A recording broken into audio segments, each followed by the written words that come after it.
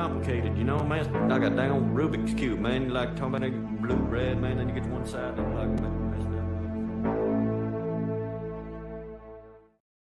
All right, John Carter, welcome to the Jay Burton Show. How you doing? Pretty good. Thanks for having me on. Yeah, I'm glad to have you on. I've been reading your Substack for a while, and glad to finally make the connection. Yeah, that's great to hear. I'm always kind of surprised to find out that people who read my stuff that I have no idea are even aware of it. So actually, that's a good way to segue into that. If people haven't heard of you, could you describe kind of who you are and what you do on the internet? Oof. I don't want to go into any personal details because they get very doxy very fast. Oh yeah. No, don't worry about it. Yeah, no, I guess like broadly speaking, my professional background is in STEM, but I've had an interest in creative writing for pretty much my entire life. And during the lockdown period, particularly when they were trying to like force the vaccine down everyone's throat, I was sitting at home and had a lot of time in my hands, and I was starting to feel pretty frustrated with my career and just kind of like very angry in general about my employer trying to force a needle in my arm and all the rest of it. So I started up a Substack and started just ranting about initially that stuff. But once I got that into my system, I kind of got bored with that topic. And so it's hard to, I don't have a niche. A lot of Substackers, like they'll have like a certain beat that they cover. So like most of their articles are about, climate change, or they focus on like, political analysis or something like that. I kind of jump from topic to topic in every essay. I try to like, make it so that the readers never know exactly what I'm going to write about next. And, neither do I, for that matter.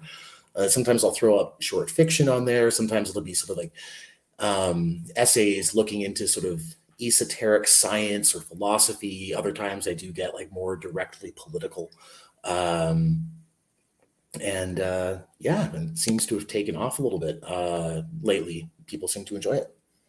Yeah, that's one of the things that I noticed kind of going through your backlog in preparation for this, is that there's an incredible diversity to what you cover. It's interesting you mentioned that phrase, like a beat, because there's a certain perspective which, like, even though Substack is kind of free from the constraints of like a normal publishing model, it's like people still do it anyway. Yeah. And so you have people who can essentially write whatever they want, and it's like, okay, man, like this is the third article on climate change this week. Like, you can do other stuff if you want to, right? No one's got a gun to your head. Yeah. I feel like there's so because of the way Substack's set up, you can use it in a different way from previous blogging platforms. So, there used to be kind of an ethos of, if you're not putting out content like every single day, and ideally like 3 or 4 times per day, like all these little micro posts to get people to keep coming back to your website, they'll forget you exist, and then your traffic drops off, and building it back up again is very difficult. So there's just this incentive to like just be constantly churning out content, regardless of its quality. And then, you kind of repeat yourself a lot, and maybe it gets kind of boring. But because of the subscription model in Substack, your readers are notified immediately when you publish something. So you can go a week, 2 weeks, a month. I went 3 months at one point, about a year ago. Didn't publish anything because I just, it was a rough time in my life. And, then I put up the next article, and like, boom, like, thousands of people like, coming and reading it. And just like, I just left the room and come back kind of thing. So the point is, you don't have to be putting out the same content all the time. And the beat thing, that seems to come from like traditional publishing as well, where you're supposed to like develop like a specialty, like find like a niche and then dominate like that, like sort of like sub niche. And like that can be a valid strategy. I've definitely seen that work for people. For me, I just think it gets boring after a while. And I know with like my own reading habits, I'll subscribe to someone because, I'm interested in what they're writing about at the time. And then maybe after like a couple of months, and it's like, this is the same thing all the time because they're just repeating themselves. And then I just kind of tune them out. I don't actually go and read them. Whereas writers that I know are a little bit more diverse, when they publish, it's like, oh, like, what have they written about this time? And especially if they haven't published in a while, because that often tends to mean that they've polished up a little bit more, they put a little bit more thought into it, and it's definitely not going to be a waste of my time to read. Well, it's actually, I don't know, I think about this a lot, but it does sort of seem like we're in sort of a renaissance on the should we just say the dissident right, whatever you want to say this modern is. And I was talking to, Tom and his point was basically like he's been in this for a long time. And he remembers actually photocopied newsletters, right? And you'd be the biggest guy in the world if you had a newsletter with 100 people on it, right? And now it's like there's any number of those.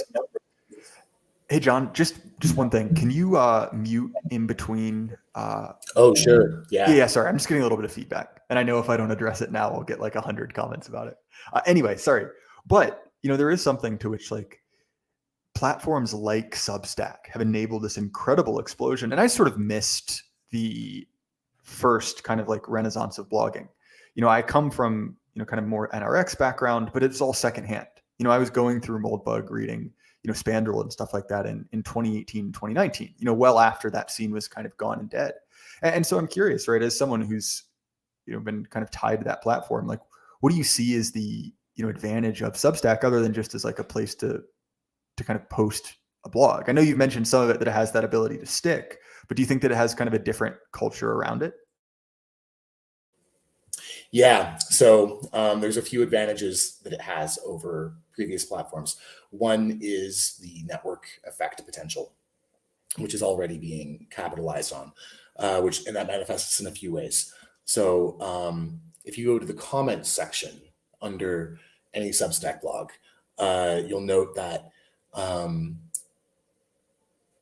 commenters who also have a Substack, the name of their Substack is like written next to their handle on their comment, and you can click on that and then see what they've written on their own blog. So commenters can, this is how I built mine at the beginning, because I noticed that feature and I was like, oh, if I just comment on high traffic blogs, and not only high traffic blogs, and I make sure that it's like cogent, interesting, not just like, hey everyone, come check out my blog too, but like not even promoting my blog, just kind of like making like a good comment, engaging in good faith, then maybe a few readers will be reading the comments and they'll see that and be like, oh, that's a good comment, and click through. Maybe I pick up a subscriber, and that ends up working. And I know it's worked for a lot of my readers as well, who started their own blogs and kind of promoted them in the same way. There's the recommendation feature where a writer who if you like another writer, their material, you can recommend directly to your readers that they should subscribe to that person too. And that's when they implemented that feature. I actually lucked out because I started mine like a week before they rolled that feature out. And people's subscription numbers just like the subscription rate doubled more or less overnight when they had that. And you can combine that with the kind of the large ecosystem they've been able to attract. The network effects really start to build up. And of course, the other advantage for writers is the payment model, that you can put things behind paywalls if you want. I almost never do. I kind of treat my I've got a paid option, but it's kind of like a tip. Like if you really like my stuff, yeah, you can give me money. I won't say no. But I also really like engagement and, letting anyone who wants read what I write. But that payment feature means that writers can actually make a little bit of money. You can turn into a side gig rather than just a hobby. And actually some have managed to make it their full-time job because they're pulling in so many subscribers that they're able to support themselves fairly comfortably. I know one guy who's paying his mortgage using his Substack. So that's really that's a sea change for writers, because before that, the only way to really make money on your blog was like advertising. And then you run into problems with like Google being like, oh, we don't like your politics, so we're going to like delist you, like all the same things that they do on YouTube, for example. But that's not an issue on Substack at all. The Substack team so far have been extremely solid on the free speech issue. Like, don't break the law, but otherwise, like, say whatever you want. Well, and that's especially interesting when it comes to publishing, right? I've talked to people like T.R. Hudson and the guy Adam who came on, and each of them mentioned the fact that if you're someone who has a creative idea you want to get out there, that effectively traditional publishing is closed to you. I remember very clearly a couple years ago this article came out, where this woman was basically saying, and it was largely unrelated to the kind of core of the article, but essentially she works at a large publishing company and basically said, like, oh yeah, if we look at the name, and if the name fits certain categories, you can kind of figure out which, we just throw it in the trash straight out. And there is a part of writing, especially creative writing, that requires iteration and feedback, right? But at the same time, like, if you just never get oxygen at all, if you're just sending if you're sending articles or you're sending manuscripts out and they're just being thrown away, like, what good does that do you? And so there's any number of people I've talked to, probably half a dozen, who've started publishing either directly off Amazon, or doing kind of a serializing their own work. And that's something that's very interesting to me, because obviously, we can complain as much as we want till we go blue in the face about no new art is being produced. But there's a certain perspective where it's like, okay, well, if you're not trying, your criticism is sort of mute. And so, at least to me, like, I think that's a very interesting development to watch. There's a very interesting community of creative writers on Substack. Yeah, it's actually been very strange to me with the creative writing aspect on Substack, like the fiction writing. And one of the reasons that I actually haven't really put a lot of that up myself is that I've noticed that it gets a lot less engagement, so I'm kind of like less motivated to do that. But not just on my own blog, but on other blogs as well, like the creative. People are posting like fiction or poetry, don't get nearly the amount of attention that people bloviating about politics will tend to get, and that's kind of too bad. And so, I mean, several months ago, for a while, I had a feature where I was trying to promote people's work every week, so I'd have a kind of roundup that I compiled from sort of as many Substacks as I could, and I'd write like a little sort of like précis of the piece and like link to it, and kind of like hand out awards to like the things that I thought were the best, and try to like direct traffic to them. And like, it was a lot of work to do that, so I eventually kind of stopped doing it. But I had like a special section for fiction because it was really important to me to try and get a little bit more attention to them, because I think that is really important. Precisely because, as you said, like the sort of like big publishing houses, like, they're so ideologically locked down right now that you just can't break in if you're a white guy or you have the wrong politics, or especially both. And the wrong politics are so narrowly defined, or I guess the wrong politics are so broadly defined, the correct politics are so narrowly defined. So you mentioned like the Amazon aspect, and actually, from what I've been reading, Kindle Unlimited has kind of killed that for a lot of independent writers, just because of the way it's set up. So before they rolled that feature out, you could put up your Kindle, get like the $5 for the download, and great, you got $5 in your pocket.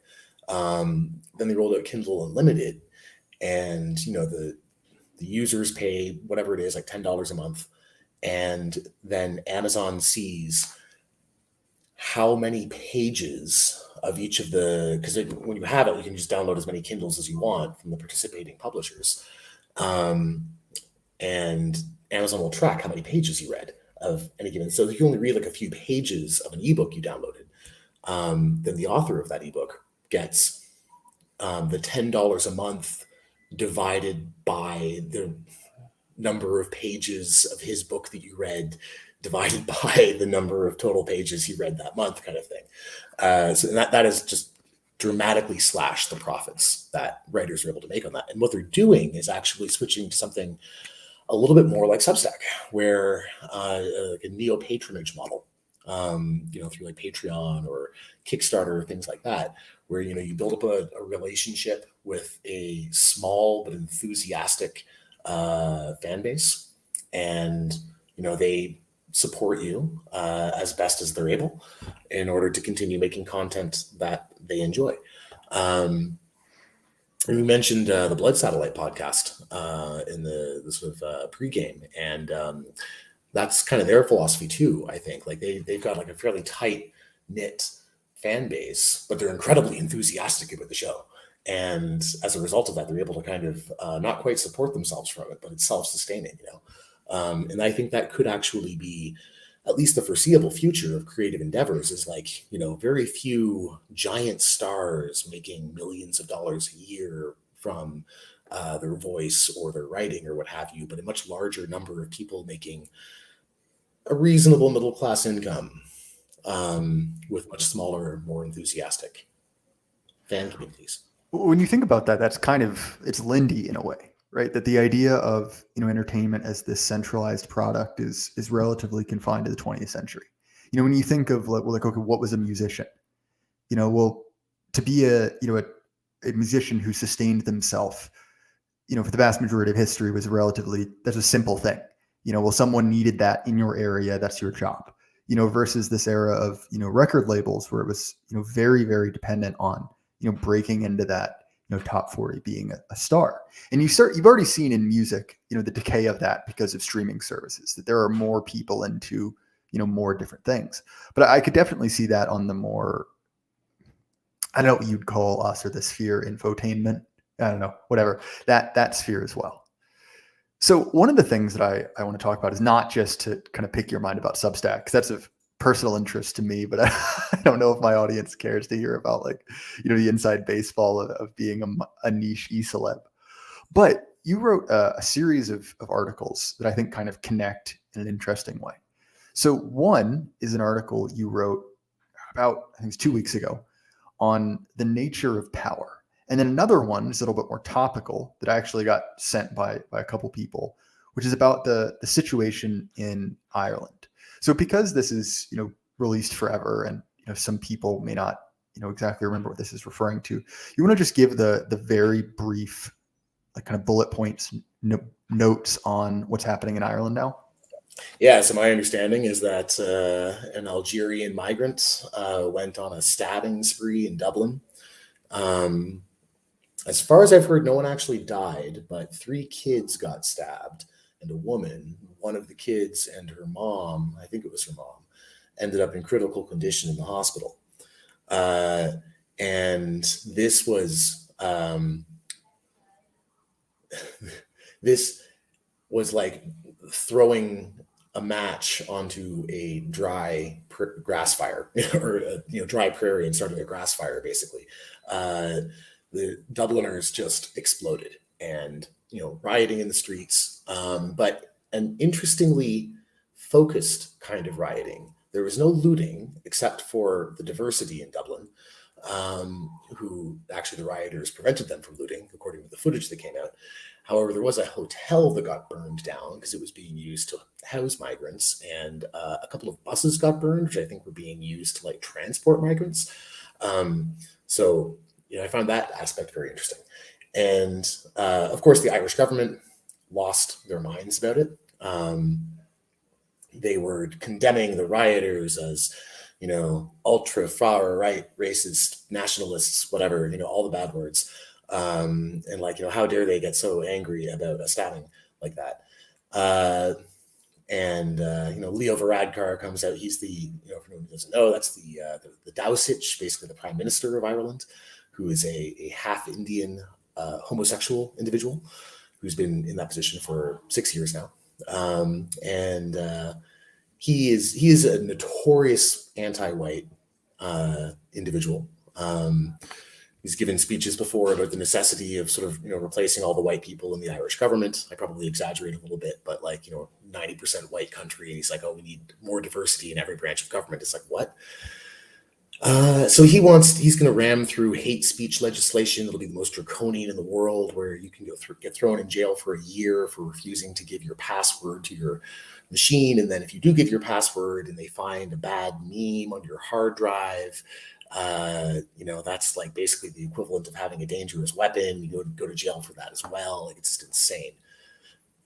In the midst of all that, Conor McGregor, the MMA champion, starts sounding off on Twitter in a really good way, very, very tactically smart about it. He condemned the rioting, said you shouldn't do that, but I understand, basically. He lashed out pretty hard at the government, and he's making noises like he's gearing up. It sounds like he's running for office. Although it's not necessarily clear that he's actually running for office. It's kind of like similar to what Elon Musk has been doing for the last year, where he's kind of like playing this political game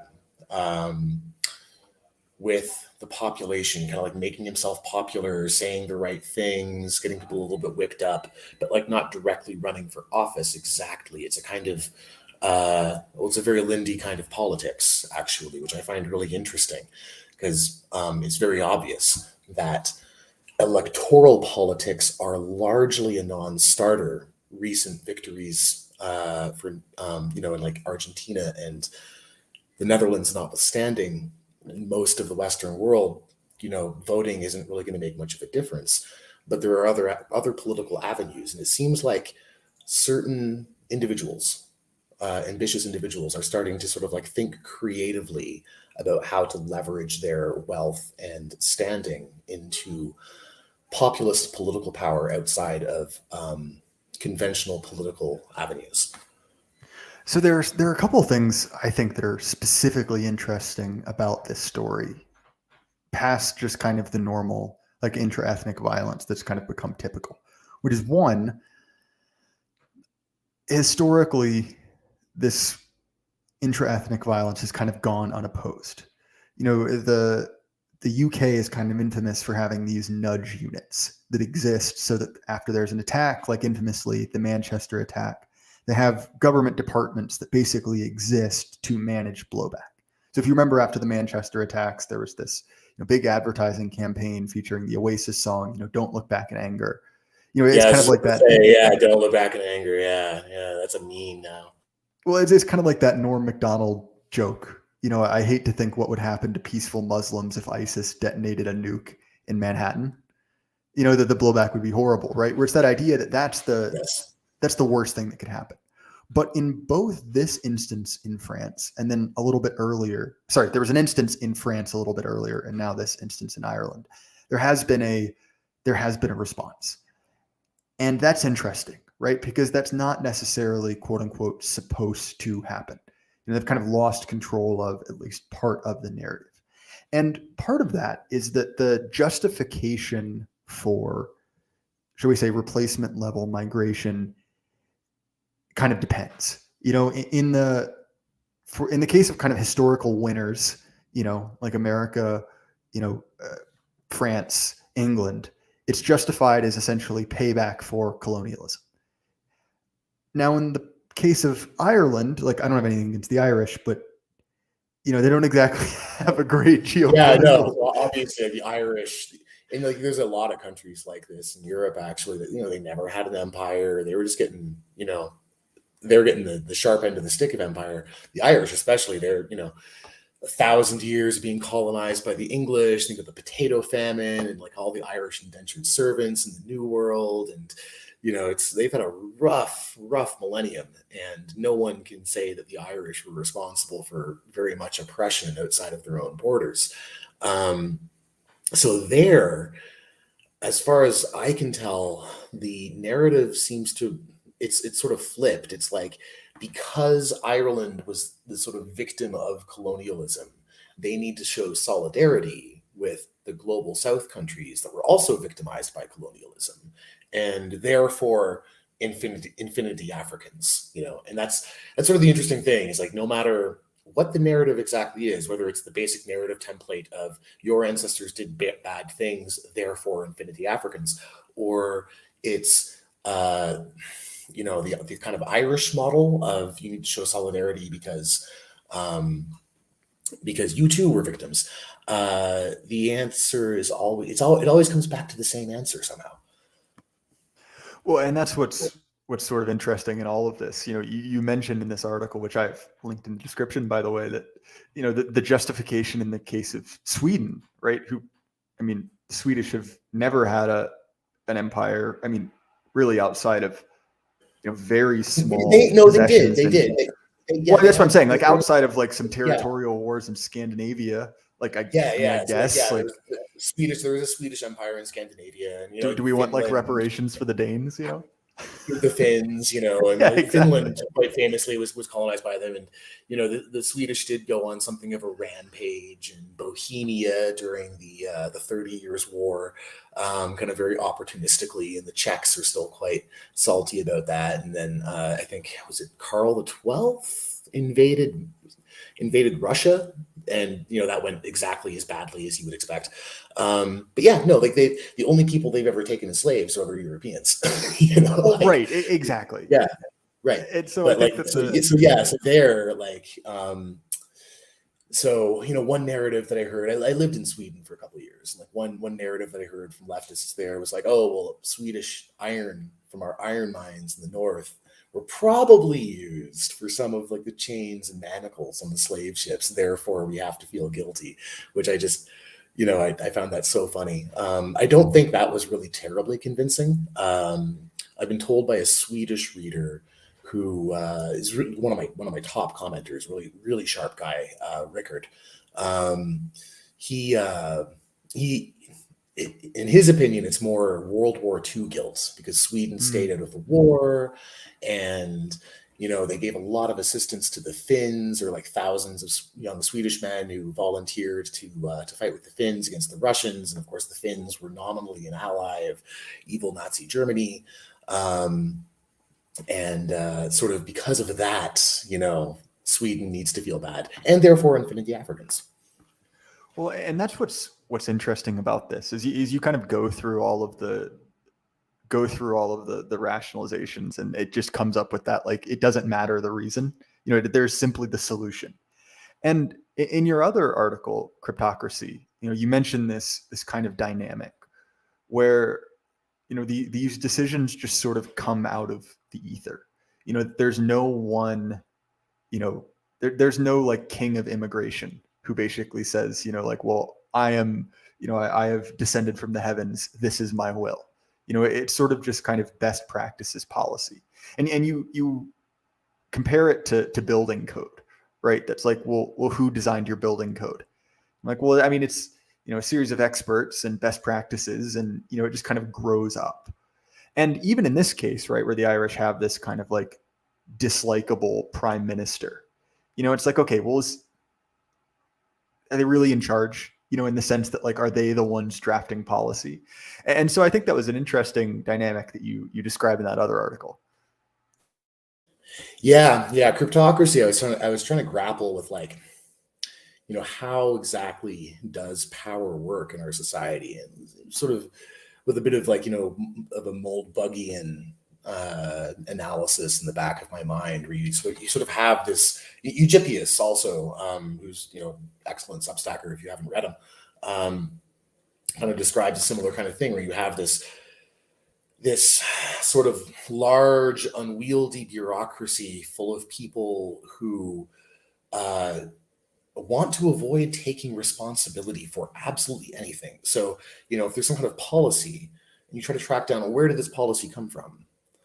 And it's incredibly difficult to figure that out. And even if you do manage to like identify like a certain person who sort of signed off on it, you sort of pigeonhole them and be like, and you're like, hey, like, why did you do this? And they'll usually say something like, oh, well, I was just following, best practices, or, evidence-based, following the science, or it was decided in committee to do this. Okay, well, and so there's never any one person that can be blamed for something. And a lot of the time it just turns out that, like, someone had an idea somewhere. So this is another example I used in the article, was like, okay, the lockdowns, right? If you trace that back, it's like a 12-year-old girl, like, in a science fair project 10 years ago who like ran a simple little toy computer model showing that if you locked people in their houses, viruses wouldn't spread, which I'm sure is very true in her toy computer model. And then that idea got popularized by some blogger early on in 2020 in this Medium post called The Hammer and the Dance. And that idea kind of spread through like the managerial strata of society, you know, propagated through the internet, and they all just started doing it, with no one ever taking responsibility. You see this in the U.S. right now, where you know, the CDC will say like, oh, well, you know, we didn't lock down the country. We simply advised that, you know, what people should do. And then, you know, then if you go to your municipal councils, your town councils, you know, your county clerk's office, whatever, and you're like, hey, why did you do that? Why did you lock everything down? And they're like, oh, we were just following the advice from the CDC. You know, everyone's like constantly passing the buck around, so you can never identify like, you know, who's actually in charge of things. And that makes it very difficult to grapple with the system, because it's not clear where to apply pressure to it, which is one of its huge advantages. Well, and it's interesting because, you know, this idea is kind of so counter to kind of more traditional ideas about authority, right? Look, I'm not going to say I would want to live under the Assyrians, right? Obviously, they were not exactly kind. But, you know, it's interesting that when they conquered someone, what they basically did is they're like, look, my name is Ashurbanipal. I killed all your men. I enslaved all your women. I skinned your king, nailed his hide to the door, and I'm going to leave this rock that says me personally, signed Ashurbanipal, am in charge. You know, and if nothing else, right, you have to admire the fact that he is fully and totally taking responsibility, right? Like there's no doubt. There is no ambiguity about who is in charge. Right. And so there's something to be said for the fact that, you know, the buck stops with him.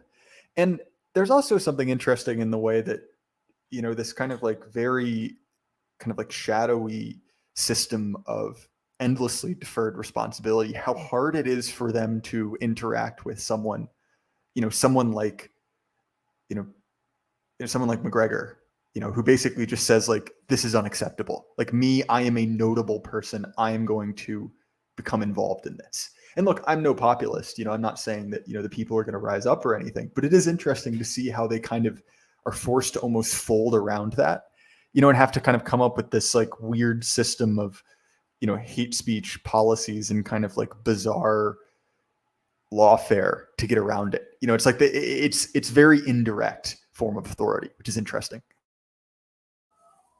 Yeah,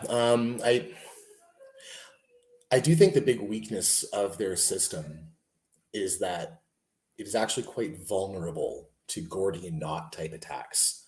You know, as long as they can get you kind of like tangled up and arguing about the evidence and, you know, going through the minutiae of the legal code and, you know, even in an electoral situation, you know, they'll find all these little technicalities, or, you know, you have a referendum and, you know, you get the people to vote for what they want. And like, next thing you know, they found a way around that in the courts, right? Like, you know, gay marriage, like classic example there. They're very good at kind of like manipulating that system to get what they want, but they have a great paucity of like, you know, strong men inside that system. And this is kind of what I was alluding to this earlier with the kind of like, you know, McGregor Musk comparison. I think Trump is cut from the same kind of archetype broadly, where you have this leader who kind of triggers that warrior chieftain instinct in people's brains, and they start polarizing around him. And suddenly what was this kind of incoherent mass of atomized, like very discontented, but, you know, powerless because they're so atomized, people becomes, starts or has the potential to gel into something far more coherent in their therefore far more powerful. And that, I think, like, it hasn't really happened yet. They've successfully managed to, like, take down each of those leaders who have come up. They've managed to interrupt that process before it comes to its completion. But,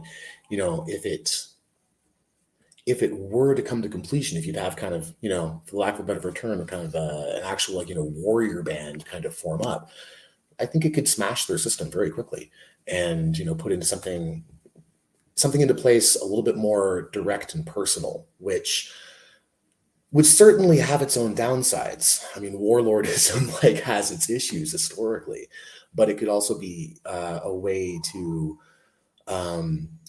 very rapidly reverse some of the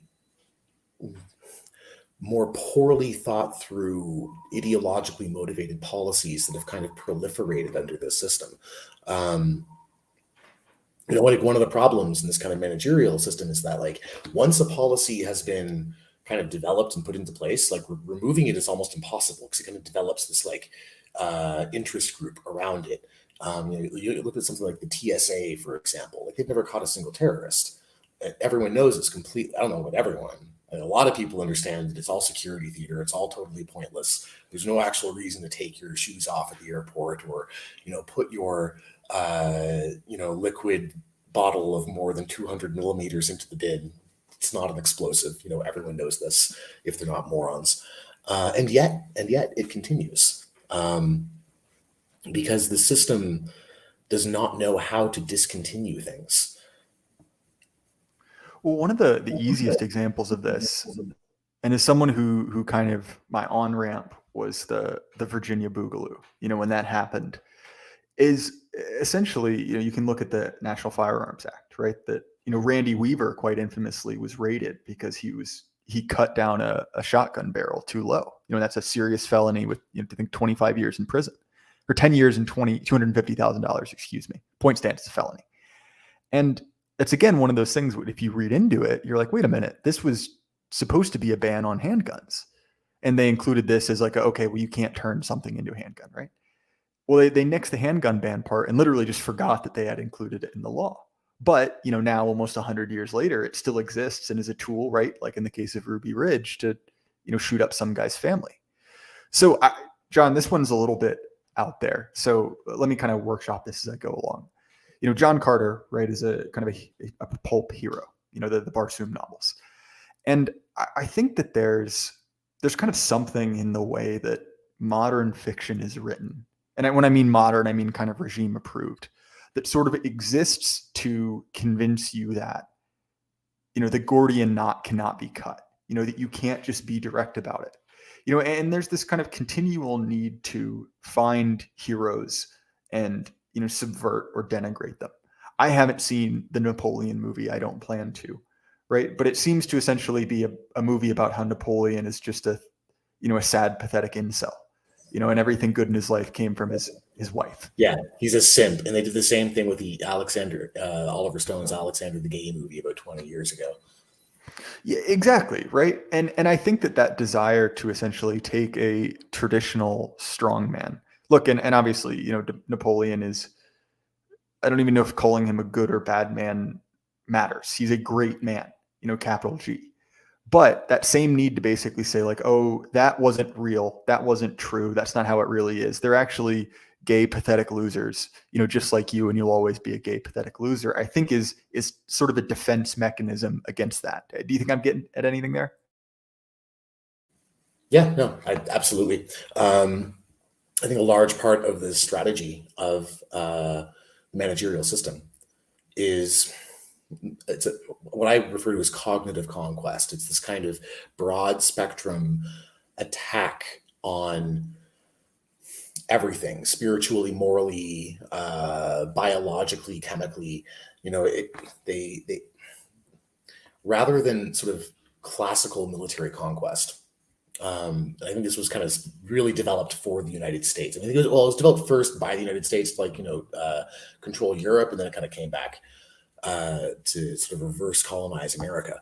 But, like, America could not be conquered militarily. It's too heavily armed, too large. The people are too independent. So they spend a few generations. They make you fat. They make you stupid. They make you demoralized. They make you hate yourselves because of your history. They make you just basically not only incapable but unwilling to fight. And then, of course, a key part of the demoralization process is you take all of the heroes, whether you're talking fictional heroes, whether you're talking actual historical great men, and you cut them down to size. You show that actually they're just scared little boys deep inside who are deeply insecure, who are driven by sort of like weird sick little pathologies in their romantic lives, and they're trying to like overcompensate with things like, oh, look at that guy with like the large motorcycle and like revving it loudly, like, oh, I bet he's got a small dick, like that kind of mentality. And then that, by propagating that through the culture, that helps to inhibit the development of strong men, which for weak men is great because you don't have to worry about challengers arising. And this is where I think probably the most important political cultural work being done by the dissident right actually has been in really strongly pushing it back against that, and propagating memes that encourage adherents to get their shit together, to start lifting weights, to get in shape, to start reading books instead of just spending all of your time on the internet or on TikTok or whatever. Develop your mind, develop your body, develop your spirit, become strong, become worthy, as the NRX would say.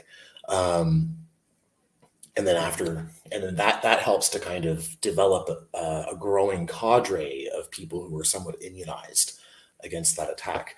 And with the Ridley Scott Napoleon movie, I think one of the interesting things there is just how everyone just sort of rolled their eyes at it. There's a bit of anticipation before it came out. I know I was looking forward to it. It's like, hey, Napoleon, that's cool. And then, when it turned out to be the poison pill that it was, everyone just rolled their eyes and like, yeah, of course. And then they just ignore it. And that's increasingly what everyone's doing with that sort of mainstream culture. If some outrageous study comes out, like recently, there's that so-called study, claiming that the majority of Black Death victims were Black women or something. Black women were disproportionately dying from the Black Death in 13th century London, and it was just, the whole thing was just utter nonsense. But no one really got angry about that. It was just kind of yeah, of course those suborned institutions are pushing that out. That's exactly what we expect, and we don't take our cues from them anymore anyhow. So it doesn't have any emotional impact anymore. We're increasingly just doing our own thing, building our own culture, and I think that's what really freaks out ultimately that sort of managerial class, because their control relies upon their ability to sort of feed us our own culture. And when we're not doing that anymore, when we're just making our own culture and we're just completely separate from that, then they lose all of that indirect influence, and there goes most of their power with that. There's one of the great things that I got from Thomas Carlyle, who's been one of my favorite authors of the last few years, is just that that simple phrase that society is built on hero worship. And recently I've been kind of going back through the Civil War. It's not kind of my area of expertise, but one of my best friends, Bagby, is very into it. So I've been going through some of his resources, listening to other people talk about it. And it's interesting how steeped those men were in their civilizational heroes, and how deliberately they emulated men like Alexander, men like Napoleon. And in a way that is almost, it's difficult for us to comprehend, that for them, these historical figures were, not just that, we're not just something that's, kind of a passive interest, but it's Plutarch's Lives used to be just a standard schoolboy text, right? Right, exactly. And the idea that, you should emulate people, you should spend time, learning the biographies of great men. And actually going back to our earlier discussion on creative writing, one of the great Americans who's actually quite good about this is Ben Franklin. Say what you will about the man. He had a very interesting method for learning how to write. It's actually how I was taught how to write, which is when I was 10 or 11, I had a teacher set me down and basically said, like, all right, you are going to learn how to write like a good writer by essentially going through, famous kind of paragraphs or speeches or soliloquies and kind of break them down, right? So we're going to take every line, and first you're going to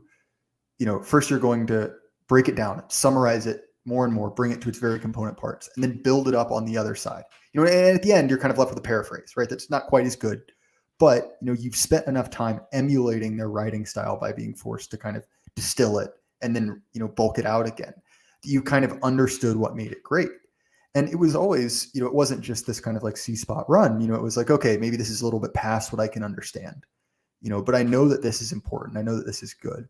And kind of being trained literally to copy great men, I think is something that's been lost. And I know that rote memorization gets a bad rap in education, but I do think that it's incredibly important for building that type of strong connection to these great figures.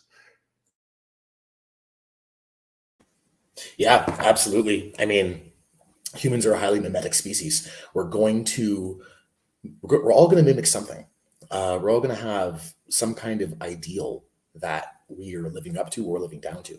And education, to a large degree, is a matter of sort of selecting the ideals that you are going to expect the youth to develop towards. And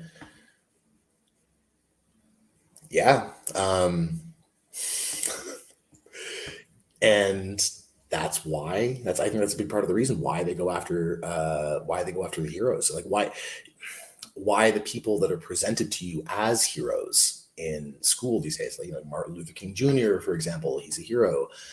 Does Caesar ever get presented as a hero, or Alexander? Like, probably not so much these days. I mean, even when I was in high school, we barely even talked about those classical heroes, or even, more recent historical heroes. It's kind of, you're not really allowed to look up to strong statesmen or military leaders because it's, they were bad, and then so you don't want to.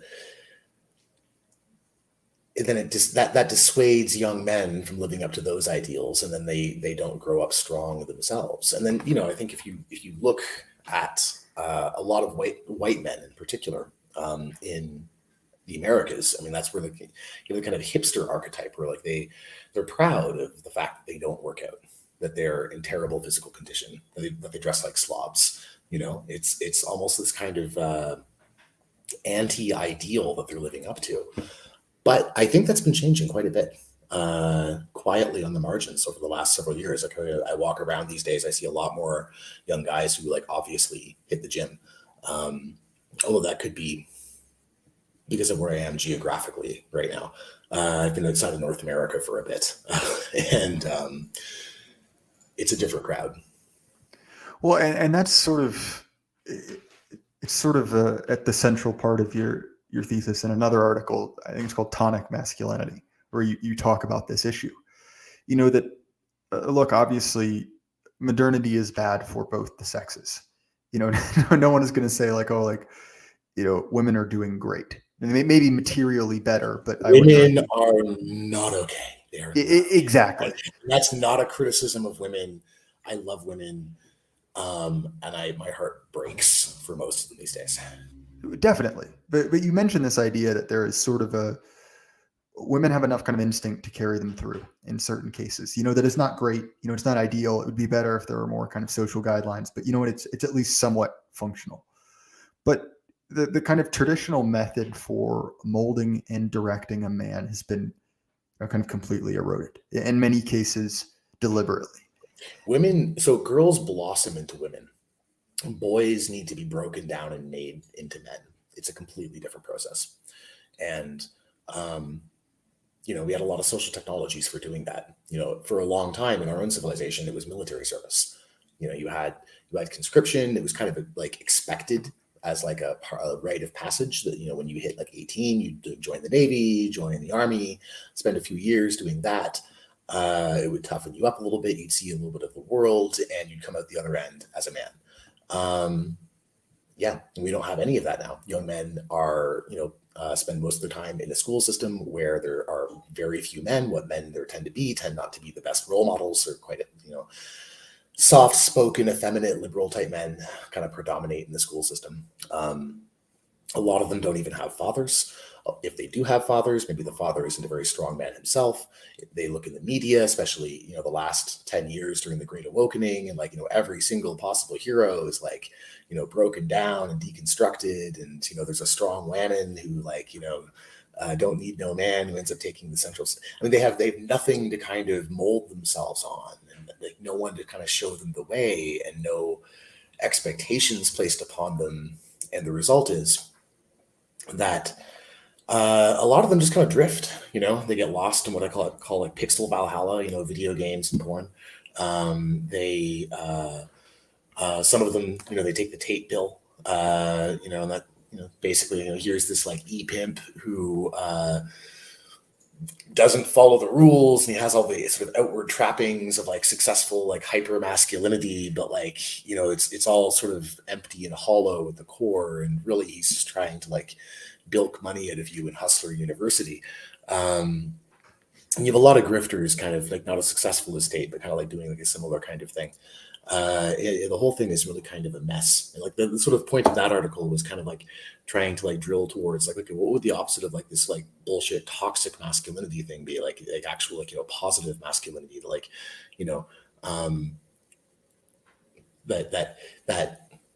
that builds men up, that makes them strong, that doesn't make them evil, the kind of thing that you need to actually build a civilization. And I think that building is something essential.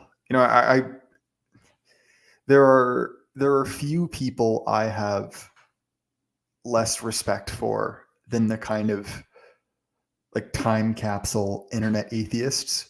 The people who still like are acting like it's 2007 and the biggest threat to the world is George Bush and his holy rollers. Do those people even exist? They 100% do. I have been fortunate to interact with them. They're so irrelevant now that like. Right, exactly. And they're irrelevant. And part of that is the test, I believe, if an idea carries weight, is like, all right, is this an idea we can use as a civilization to kind of iterate? Does this carry forward? And to me, like the Atheist Project, and it's interesting you bring up the kind of like Tate style, like low IQ gangsterism, right?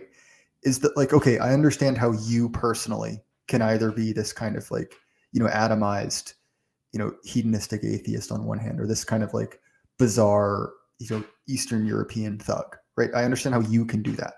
But walk me through what this looks like in 1 generation, 2 generations, 3 generations. And look, like, I'm not saying that your entire purpose as a being is just simply to reproduce, but like, we've got to admit that like, okay, like if we're a fan of this thing called civilization, you kind of owe it to kind of, carry it forward.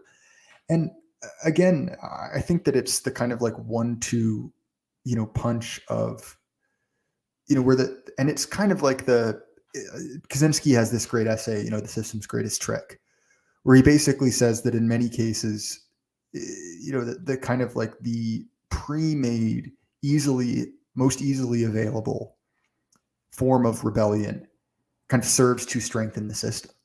And when I look at something like Tate, like if you were designing, the person to create the most influence for you as the welfare state, it would be someone like Tate, right? Create a large number of illegitimate children, who will essentially become future clients of the state. And to me, right, I just have, I don't know. I have no patience for that. We've kind of gotten far afield from, I guess, the point of your article. Sorry, that was a tangent of mine. No, that's fine. I was actually just talking about something very similar to this with a friend of mine. Like,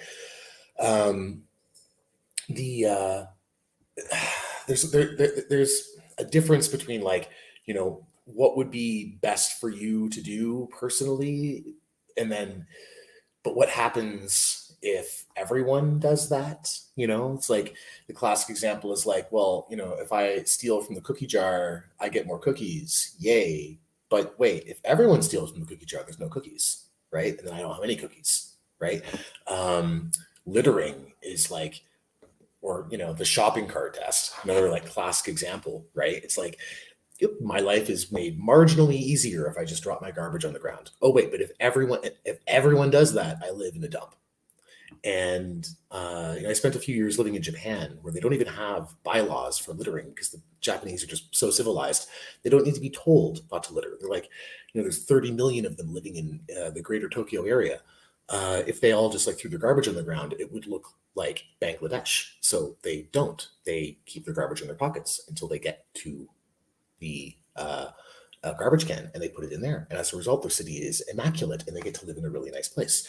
And there's I think there's an IQ threshold for that, for sort of understanding, being able to like sort of just think through those extra couple of steps to like, okay, what if everyone acts this way? But there's also kind of like a personality threshold, and there's a cultural component to that as well. You kind of have to train people to do that to a certain degree. And to connect that back to the toxic masculinity thing, like, or the tonic masculinity thing, that's kind of like a missing component in how young men are raised. They're not really taught to think through those extra couple of steps. So they see someone like Andrew Tate, and they're like, oh yeah, I should be like him because at least he's not a feminist. And they don't really, they're not mature enough. Maybe they're not smart enough. I don't know. They haven't thought it through to like, okay, what would a society full of Andrew Tates look like? And it would be hell, and like you say, actually, that's a really good point about like sort of like the welfare state, because like a sort of Hobbesian war of all against all kind of scenario, where you have all of these atomized wannabe alpha males running around trying to maximize, personal utility, would just be effectively anarchy. It would be unlivable. So what would you need? You would need a giant regulatory apparatus to manage that. Oh, what's that thing that Andrew Tate's always talking about? Right, the matrix, right? So basically, like, there's a kind of dialectic there where like the Tates of the world create the matrix, and vice versa. Well, John, I don't mean to cut you off, but I'll have you know that there is exactly that, a Hobbesian state of all against all, with a bunch of wannabe alpha males at the center of effectively every large metro area in America. It just doesn't turn out quite as they think it will. Yeah, no, I've noticed. And what does that, and what do we need to manage that? A gigantic managerial state that, ends up sort of like a micromanaging, and that's, then you get the anarcho-tyranny, the people who will submit. The middle-class, law-abiding people have to deal with all of these micromanaging regulations, like regulating every single small aspect of their lives. And, then you have the urban blight zones, where the law just kind of like disappears entirely. So before we wrap up, because we are getting out of time, we have one comment by the other John Carter, which I think neatly sums up my opinion. I love women too much to allow them to make decisions for themselves. Yes, that's great. That's great. I was reading the comments, and I thought that was really good. I also really enjoyed earlier on. Let me see if I can find it here. I lolled when I saw this. Yes, from SM3. That's Smear, yeah. Smear, from the river to the creek. Oh, that was so cheeky. Yeah, and then we have one super chat from Yevsey, and I assume this is referencing the John Carter who's often in my chat.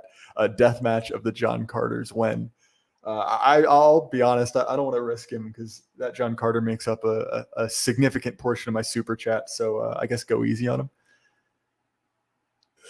I don't know. What do we mean by deathmatch? Do we just mean like talking to each other? Because I would be down for that.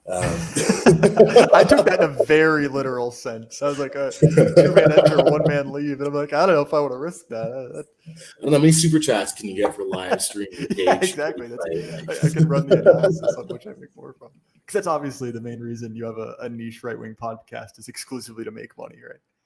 Yeah, no, I remember years ago when blood sports were a thing, and it was people shouting at each other on the internet. It was fun for about 3 days, and then it just like devolved into like e-drama for the sake of e-drama.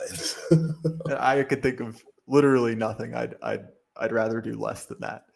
All right, so John, like I said, we're out of time. But if people want to find more of your work, what's a good way for them to do that? Yeah, so mostly on my Substack, barsoom.substack.com. Every week or 2 or 3, I get together with a few other Substack writers, and we have a podcast that's up on YouTube and I think on a couple of other platforms. I'm not responsible for managing it. It's the Tonic Discussions. And what we usually do is like talk about, like we'll pick like a particularly interesting essay, not always from Substack, and we've done Palladian essays a couple times, for example, and just kind of like riff on that and discuss it, pick it apart a little bit. And I'm on Twitter at Martian Weirdlord, WYRD. And I've made sure that both of those are linked as well. Like I said, I enjoy your Substack quite a bit. I did not know you had a podcast until you mentioned it behind the scenes, and I'll be eager to give it a listen because I've enjoyed this conversation a lot. And again, John, thank you so much. We've been doing it for like a year, and we do a terrible job of promoting it. So, you just got a super chat. Oh, I did. Look at that. Yeah, from John Carter. Yeah, this has been going on back and forth. This is actually, and we'll do a little bit of inside baseball. The reason there were a couple because we have some friends in common. But when I first messaged John Carter, the guy in chat, I thought it was John Carter, the Substack writer. I was like, "Oh, hey man, I like your work." Not the same person at all, but it's interesting how even a relatively obscure pseudonym, right? You can have duplicates like that. But John, again, thank you so much. I enjoyed this conversation a lot. Yeah, this is great. Thanks a lot for having me on. Had a lot of fun. And if you guys want to support my stuff, this show is available on Apple, Spotify, YouTube, pretty much anywhere you can listen to podcasts. If you want to support me more directly, go to the link below to check out my sponsor, Axios, remote fitness and coaching. I've been doing Axios for a while now, really seeing some good results, almost up to that 1, 2, 3, 4 plate lifts. And interestingly enough, Burden Wife has actually started on Axios as well. So that means my entire family uses it. It's a pretty good endorsement. Head over there, support JD. He's a friend of mine, been on the show before. And to everyone at home, keep your head up. The light can't last forever. Good night.